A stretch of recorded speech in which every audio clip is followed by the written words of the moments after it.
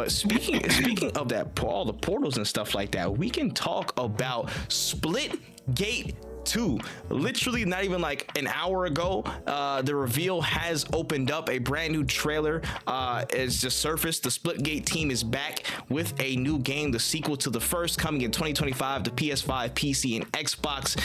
It was a cinematic trailer, but it was showing off a couple of different new things in there. Of course, new guns, the characters, the arenas looked again pretty updated. Some of the different powers and such looked really, really cool. Some of the shields, the boosters, a lot of different cool tidbits in there. I'm not sure if y'all played the first Splitgate a lot. One, I know you did a little bit. I know we ran lobbies a couple of times, but yeah, what y'all think of what y'all were looking at from Splitgate 2?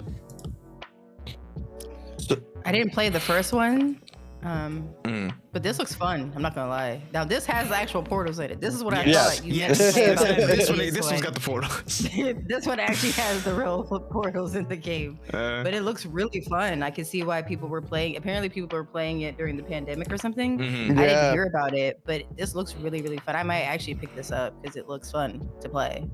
Yeah, this game was like huge during the pandemic, and it was like it suffered a similar problem that like Apex had when it first launched, where it was like really good, huge boom in players, but the content was somewhat lacking because it just could not keep up with the demand, because people were putting hours into this game. And then they caught it the wrong time because they got caught up in that Halo Infinite buzz when they first came out with they were like, oh, we're dropping multiplayer early, and everybody's like, oh shit, Halo, we're going that way, and they kind of got left a little bit.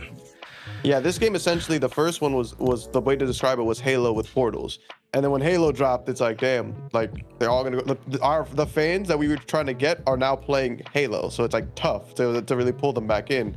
But I do think that this is a really smart move on their part. I think a lot of people have been craving a shooter that isn't Overwatch 2, and like literally Apex. Apex. Like literally, they've been craving a shooter that doesn't suck. And I think that this game has the potential to at least not suck for 6 months. I think for 6 months minimum, we're gonna get some good gameplay. And then like maybe the people will go back to Overwatch, they'll go back to Apex or whatever. But if they actually launch correctly, if they launch with a good content, they launch with things that are engaging the players, we may be in for a good long while, because back in the day, it was just guns and portals. Now there's different items, there's different like loadouts.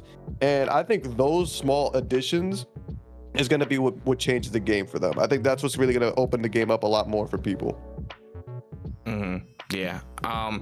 When the game first came out, again, it was made by like 5 fucking people. It was like super small game, but when they came out, the core mechanics, the core loop was super solid. I remember we had a lot of fun with it when we played. And I think, for us, when we talked about it back then, I think we might have had a segment on it years ago, but like the support for it, again, the content funnel and getting support to really like be set for scale, that was kind of their biggest thing. And then of course the timing of Halo Infinite kind of fucked them over a little bit. But if they're having a good go of it and they have full support for this sequel, I think that they can really do damage. Again, like you said, I think the gameplay in and of itself in the first one was really good, but you just need to add a little bit more spice. And my thing, and our thing, we're sounding broken records at this point, talking about games that come out that might not be AAA juggernauts. The content funnel needs to be there from day one. You gotta have things that, whether it be the new maps, the new guns, the new modes, different ways to tweak and play with the game, you gotta have that in a consistent funnel from day one, or else you're gonna lose people's attention. You just gotta get enough in that first little burst of time from release to however far down the line to get people invested in that environment, that ecosystem, that game, and you'll have steady, consistent fans and user counts for a long time to come. That first impression is so important nowadays. So for them, it has to be really being very front-footed and very intentional about the new features, the new stuff, and the consistency of new things that will come post-launch. That's my biggest worry about them. But the core gameplay, fun as hell, man. Splitgate was always a fun game.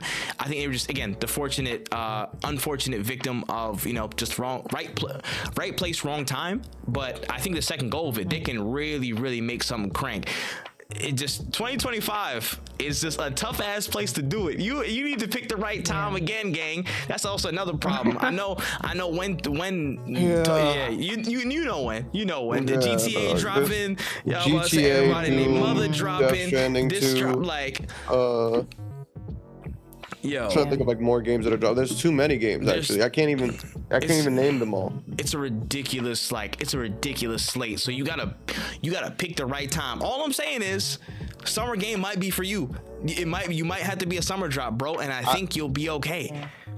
I will also say, if there's no other multiplayer games out, that might also be their biggest like asset. Like, True. if there are no other multiplayers taking the limelight, because like, don't get me wrong, there's a lot of games to play in 2025, but if the homies hit me up and say, yo, let's jump on a shooter, I'll put down Doom for a couple hours to go play with the homies. Like, there's space for y'all, but plan accordingly.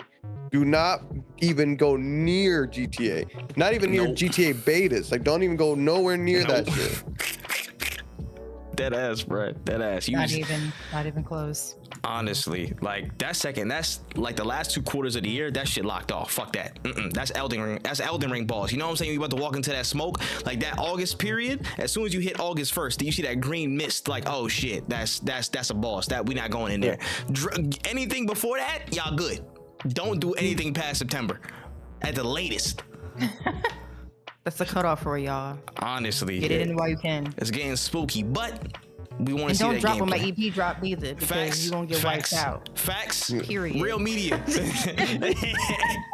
Unless you try to get her on the game, you know what I'm saying? Get the royalties up. Get the royalties up. Facts. Oh shit. Really? I hear it. But Splitgate 2, we see you.